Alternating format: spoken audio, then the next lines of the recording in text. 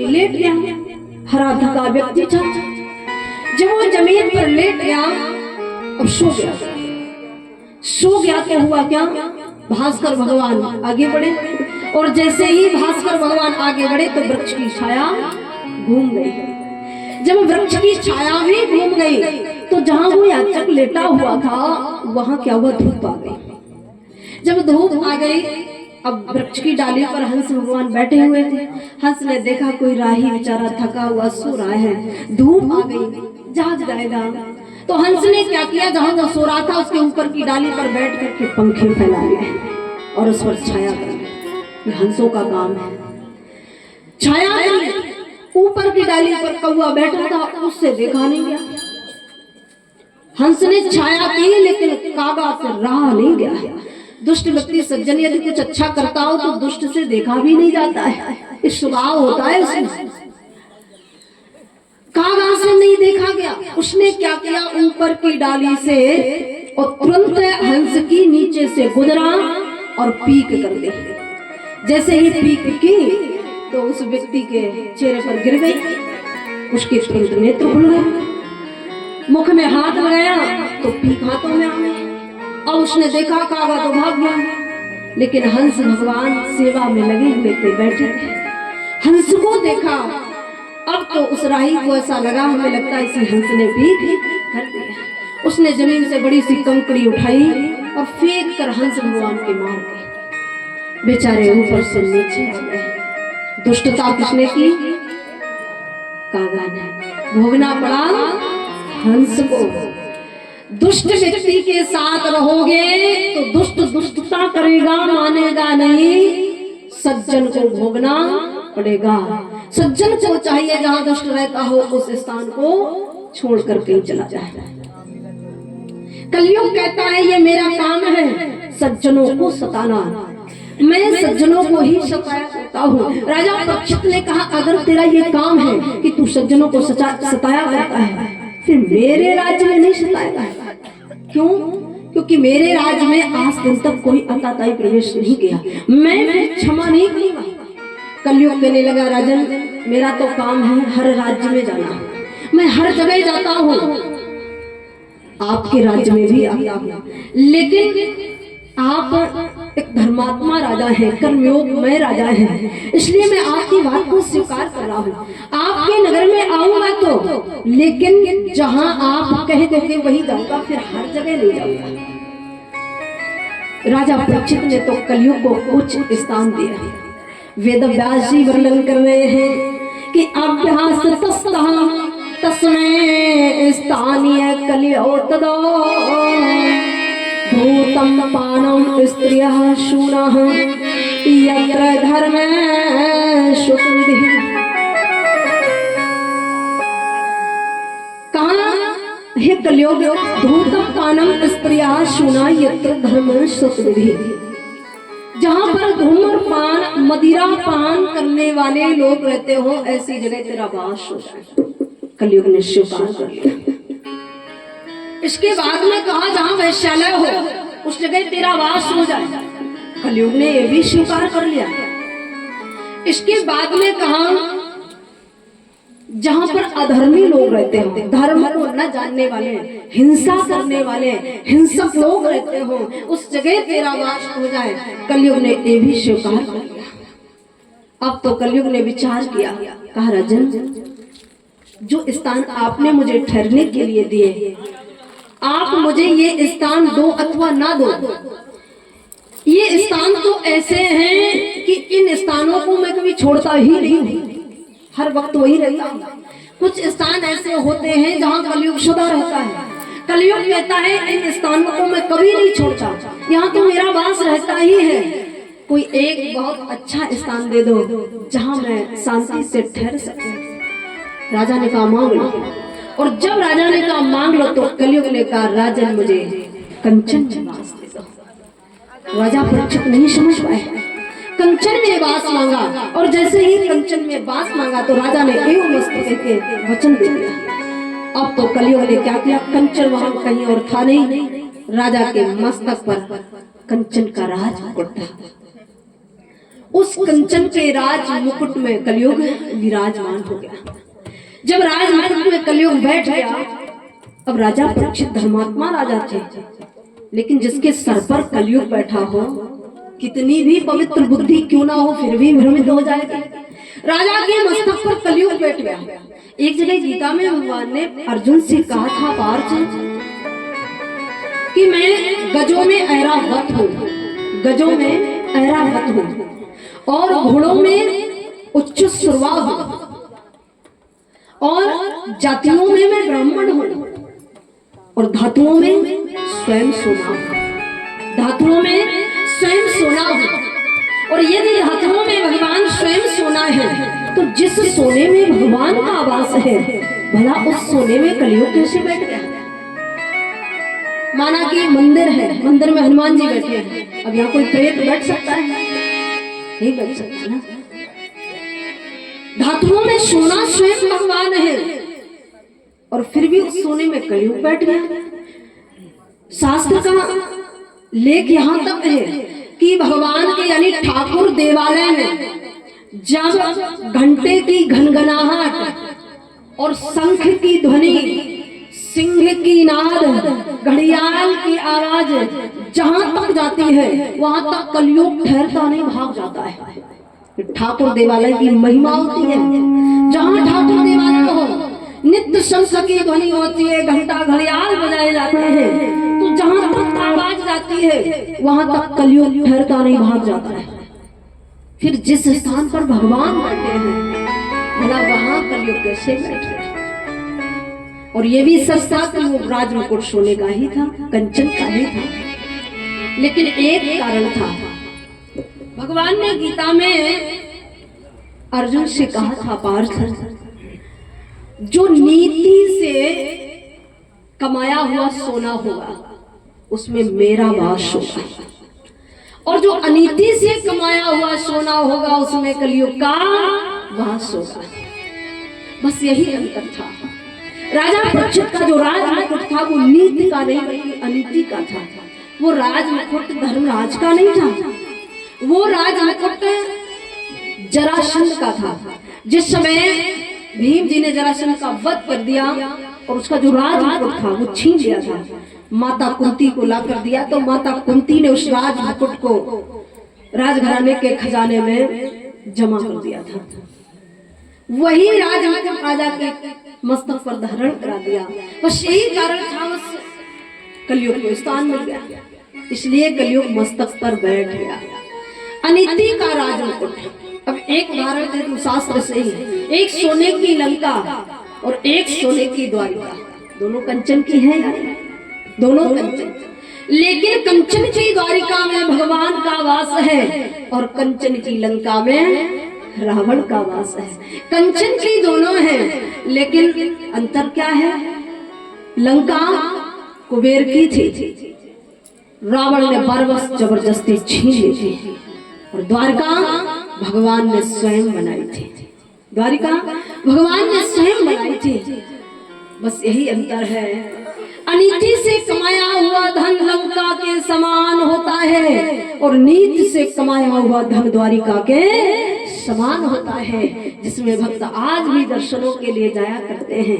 नीति से कमाया हुआ धन अजर अमर होता है। नीति से कमाए हुए धन से यदि अपना जीवन यापन करोगे, पुत्र पौत्रों को वो धन खिलाओगे, तो जानते हो पुत्र पौत्रों की उम्र बढ़ जाएगी और यश कीर्ति आगे बढ़ेगी। और यदि अनीति का धन खुद खाओगे और पुत्र पौत्रों को खिलाओगे, एक दिन रावण की लंका की तरह पुत्र पौत्र और लंका सबका नाश निश्चित है, इसमें कोई संदेह नहीं। नीति और अनीति, इसलिए हर मनुष्य को चाहिए जहां तक प्रयास हो, धन नीति से ही कमाना चाहिए। नीति का धन जो होता है वो अजर अमर होता है, उसका कभी अंत नहीं होता। अनीति से कमाया हुआ धन एक दिन हनुमान जी आएंगे और लंका की तरह जला देंगे। इसलिए प्यारे राजा परीक्षित के मस्तक पर कलयुग बैठ गया। केवल राजमुकुट अनीति का था, यदि नीति का होता तो भगवान का उस राजमुकुट में वास होता, फिर राजा का जीवन कितना सुंदर होता। थोड़ी सी भूल से जीवन बिगड़ गया। राज केवल 30 वर्ष ही किया। मस्तक पर कलयुग बैठ गया। अब तो राजा परीक्षित ने क्या किया, कलयुग मस्तक पर बैठ गया, अब दिखाई नहीं दे रहा था। अश्व पर विराजमान हुए, लगाम घोड़े की थाम ली और तुरंत राजधानी के लिए चले। राजा के मस्तक पर जब तक राजमुकुट रहता था तब तक राजा की बुद्धि भ्रमित रहती थी, और जब राजमुकुट उतार देते थे तो स्वयं को धिक्कार देते थे। न जाने मेरे हृदय में गलत विचार क्यों प्रकट हो रहे हैं, नहीं समझ पा रहे थे। एक समय की बात है, एक बार पुनः राजा परीक्षित उस राजमुकुट को मस्तक पर धारण करके वन में आखेट खेलने के लिए निकले, और जब जंगल में पहुंचे, संपूर्ण जंगल में चक्कर लगाया, लेकिन राजा को उस दिन भी कोई शिकार नजर नहीं आया। हुआ क्या, वन में भ्रमण करते करते राजा को भयंकर प्यास लगी, और जब भयंकर प्यास लगी तो राजा परीक्षित ने अपना अश्व आगे बढ़ाया तो मार्ग में उन्हें एक श्रमिक महात्मा का दिव्य आश्रम मिला। अब आश्रम मिला तो राजा को ऐसा लगा कि अवश्य ही आश्रम में कहीं जलाशय की व्यवस्था होगी। राजा को प्यास लगी थी। राजा ने क्या किया, आश्रम के बाहर अपना अश्व खड़ा कर दिया, लगाम छोड़ दी, घोड़े से नीचे उतरे, आश्रम में प्रवेश किए तो देखा कि श्रमिक महात्मा अखंड समाधि लगाए हुए विराजमान थे। ऋषिवर को प्रणाम किया। अब जलाशय की खोज के लिए आगे बढ़े, पूरे आश्रम में चक्कर लगा रहे थे, लेकिन उन्हें कहीं जलाशय नहीं मिला। क्यों? क्योंकि श्रमिक महात्मा कई वर्षों से समाधि लगाए हुए बैठे थे। उनके आश्रम की जो हरियाली थी वो सूख चुकी थी, जो सरोवर था उसमें जल नहीं था, कहीं जलाशय की व्यवस्था न मिली। और जब जलाशय की व्यवस्था न मिली, मस्तक पर कलयुग था क्योंकि राजमुकुट रखा हुआ था। अब तो राजा परीक्षित को लगा, हमें लगता है ये महात्मा बड़ा ढोंगी है, आश्रम में जलाशय की व्यवस्था नहीं, समाधि लगा करके बैठ गया। एक धर्मात्मा राजा के हृदय में ऐसा विचार प्रकट हो गया। राजा ने क्या किया, उसी आश्रम में कुछ सूखे पत्ते, सूखी धूप पड़ी हुई थी। उस सूखी धूप में एक मृत सर्प पड़ा हुआ था जो प्राण रहित था। उस मृत सर्प को राजा परीक्षित ने क्या किया, अपने धनुष की नोक में टांग दिया। धनुष की नोक में टांग करके चल दिए। श्रमिक महात्मा के पास आया, आते ही ऋषिवर का अपमान कर दिया, उपहास किया, और उनके कंठ में वो मृत सर्प डाल दिया। उनका उपहास करते हुए आश्रम से बाहर निकले, अश्व पर विराजमान हुए, घोड़ों की लगाम थाम लिए और तुरंत अपनी राजधानी के लिए चले जाते। राजा परीक्षित लौट कर अपने राज सिंहासन पर विराजमान हुए। राजमुकुट उन्होंने जैसे ही उतार कर नीचे रखा, अब तो राजा को लगा आज मैं एक ऋषि का अपमान करके आया हूं। मैं भले ही राजा हो या प्रजा, अपराधी को दंड मिलना चाहिए। वो धर्मात्मा राजा थे, स्वयं को फिर क्षमा नहीं कर सके। अब तो राजा को लगा कि मैं भले ही राजा हूँ, अगर इतना बड़ा अपराध मेरी प्रजा में से कोई कर देता तो मैं मृत्यु दंड दे देता, लेकिन आज मैंने ही अपराध किया है, अब अपराधी को दंड तो मिलना चाहिए। राजा के मन में ये था कि मैं अपराधी हूँ, मुझे दंड मिलना चाहिए, मुझे दंड मिलना चाहिए। हुआ क्या, श्रमिक महात्मा के पुत्र का नाम श्रृंगी ऋषि था। श्रृंगी ऋषि कोई साधारण महात्मा नहीं थे। ऋषि श्रृंगी की कृपा से सम्राट राजा दशरथ के यहाँ भगवान का अवतार हुआ था। वो श्रृंगी ऋषि अपने पिता के आश्रम पर आए हैं। उन्होंने देखा क्या कि उनके पिता के कंठ में एक मृत सर्प पड़ा हुआ है। श्रृंगी ऋषि को लगा, हमें लगता है आज कोई राजकुमार यहाँ भ्रमण के लिए आया होगा और अवश्य ही मेरे पिता का अपमान करके गया है। ऋषिवर ने अपनी दिव्य दृष्टि फैला दी, और जैसे ही दिव्य दृष्टि फैलाई तो अचानक उन्हें राजा परीक्षित की छवि नजर आई। जब राजा परीक्षित की छवि नजर आई, अब तो श्रृंगी ऋषि को लगा राजा परीक्षित जैसा एक धर्मात्मा राजा मेरे पिता का अपमान और उपहास करके चला गया। अभी तो कलयुग प्रारंभ ही हुआ है, और कलयुग के प्रथम राजा ही थे राजा परीक्षित, और राजा ही अपमान करके चला गया। आगे भला कलयुग में क्या होगा, श्रृंगी ऋषि से रहा नहीं गया। ऋषिवर ने क्या किया, राजा परीक्षित को ऐसा भयानक श्राप दे दिया कि इत लंघित मर्यादा तक्षका सप्तमे आहने ददायति शंकुलंगारम षोडशो में धृतवतः। ए कुलंगार परीक्षित, आपने मेरे पिता का अपमान करके उनके कंठ में एक मृत्यु शस्त्र डाला है, उनका उपहास किया है, एक महान ऋषि का तुमने अपमान किया है। जाओ मैं तुम्हें श्राप देता हूँ, आज के ठीक 7वें दिन आपको तक्षक नाम डसेगा। राजन, तुम्हें मरना पड़ेगा, तुम्हें मरना पड़ेगा। श्रृंगी ऋषि ने श्राप दे दिया और श्राप की ध्वनि राजा के कानों में गूंज गई। अब तो राजा परीक्षित ने क्या किया, उस श्राप को सुधार दिया। राजा ने सोचा दिन जीवन में केवल 7 है, दिन जीवन में केवल 7 शेष रह गए। अब राजा परीक्षित ने उसी क्षण राजसी वस्त्रों को उतार दिया।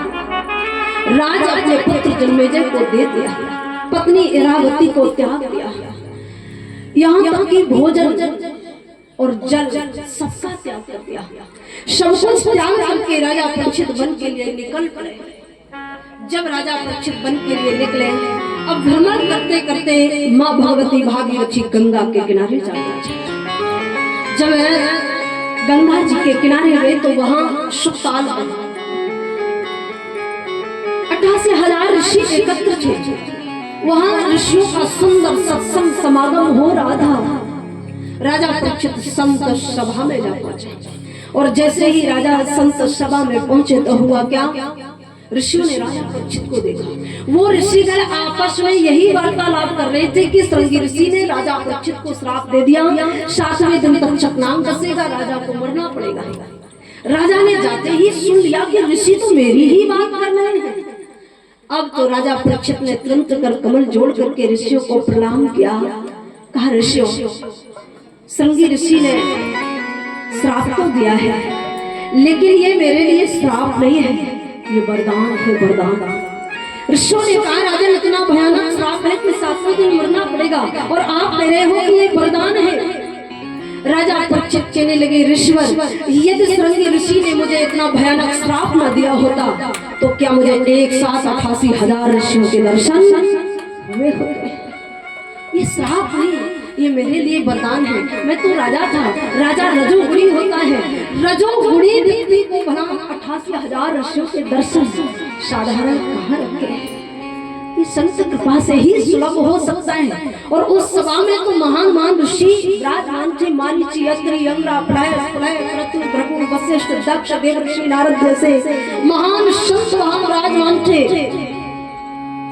संत सभा के सामने कर कमल जोड़े हुए खड़े थे। ऋषियों, ये श्राप नहीं वरदान है, कृपा करके मुझे ये बता दो, जिसके जीवन में केवल 7 दिन शेष रह गए हो, जिसके जीवन में केवल 7 दिन शेष रह गए हो, उस मनुष्य को क्या करना चाहिए, उस व्यक्ति को क्या करना चाहिए। जीवन केवल 7 दिन का हो, फिर क्या करना चाहिए। 7वें दिन मौत आनी है, अब क्या करें। डॉक्टर के पास जाए, कहीं अस्पताल में एडमिट हो जाए। अब डॉक्टर ज्वर की दवा तो दे सकता है, पीड़ा हो शरीर में वो भी कुछ इंतजाम करेगा, लेकिन मौत की दवा डॉक्टर के पास नहीं है। डॉक्टर गुर्दे बदल सकता है, किडनी बदल सकता है, बॉल बदल सकता है, हृदय को चीर करके सारी पुर्जे देख सकता है, पर उसे ये पता नहीं है कि ये आत्मा कहाँ रहती है और कैसी है, किस रंग की है, इसका क्या आकार है, इसका क्या स्वरूप है, इसे कोई नहीं जानता। आत्मा इतनी सूक्ष्म है, आत्मा इतनी सूक्ष्म है कि इसका कोई आकार नहीं, वायु रूप में शरीर में रहती है। महात्मा दधी जी से पूछो, जब अस्थियां दान की थी उस समय उनके शरीर में जो प्राण वायु थी, कभी तो पैर की केवल एड़ी में, पूरे शरीर में कहीं प्राण वायु नहीं है, पैर की केवल एड़ी में प्राण वायु लीन हो जाती थी। कभी कभी केवल अंगूठे में, पूरा शरीर विदेह है, इसमें प्राण नहीं है, केवल अंगूठे में प्राणवायु लीन है। और जब अस्थियां देवताओं को दी थी उस समय नासा क्षेत्र में केवल प्राणवायु थी, पूरा शरीर विदेह था। ये इतने सूक्ष्म है, इसका कोई आकार नहीं। ये तो योगी ही जान सकते हैं कि आत्मा का क्या स्वरूप है। राजा परीक्षित ने कहा, ऋषियों, जीवन 7 दिन का है, अब मुझे क्या करना चाहिए? एक घड़ी याद ही में पुनाद, और तुलसी संगत साधु की हरै कोट अपराध। माना कि राजा परीक्षित के जीवन में दिन तो 7 ही थे, और अगर राज्य के लोग में राज्य न छोड़ा होता तो क्या 7वें दिन मोक्ष मिला होता? नहीं मिला होता। संतों का समागम मिल गया, संतों का सत्संग मिल गया, 7वें दिन मोक्ष की प्राप्ति होगी। ऋषियों ने कहा, राजन 7वें दिन मरना तो है, अब ऐसा नहीं है कि 7वें दिन केवल आपको मरना है। इस संत सभा में जितने भी बैठे हैं सबको 7वें दिन ही मरना है, सबको 7वें दिन ही मरना है। क्यों? क्योंकि भगवान ने दिन केवल गिनती के 7 ही बनाए हैं। जरा गिनो, रविवार, सोमवार, मंगलवार, बुधवार, गुरुवार, शुक्रवार और शनिवार। दिन कितने हैं? गिनती के 7। अब यही 7 का चक्र चलता रहता है, 7 का चक्र चलता रहता है। इन्हीं 7 के चक्र में दुनिया आई है और दुनिया चली गई। 7 के ही चक्र में संसार बना हुआ है, 7 चक्र में सारी दुनिया आई और 7वें दिन ही सारी दुनिया चली गई। राजन, आप अकेले नहीं, 7वें दिन तो हमें भी मरना है और तुम्हें भी मरना है। जो भी आया है उसे 7वें दिन जाना ही पड़ेगा। इसलिए हृदय से मृत्यु का भय निकाल दो, हृदय से मृत्यु का भय निकाल दो। सानंद आसन पर विराजमान होकर के भगवान का चिंतन करो, ताकि 7वें दिन तुम्हारे लिए जब मृत्यु आए तो शरीर में मृत्यु पीड़ा ना हो। मृत्यु पीड़ा से छुटकारा पाना ये साधारण नहीं है। भजन नहीं करोगे तो मौत पीड़ा सहनी पड़ेगी, बड़ी भयानक होती है। शास्त्र का लेख है, जिस समय प्राण शरीर से निकलते हैं उस समय इतनी भयंकर पीड़ा होती है मानो हजारों बिच्छू ने एक साथ डंक मार दिया। भयानक मौत पीड़ा से बचने के लिए हरि भजन चाहिए। राजा 7वें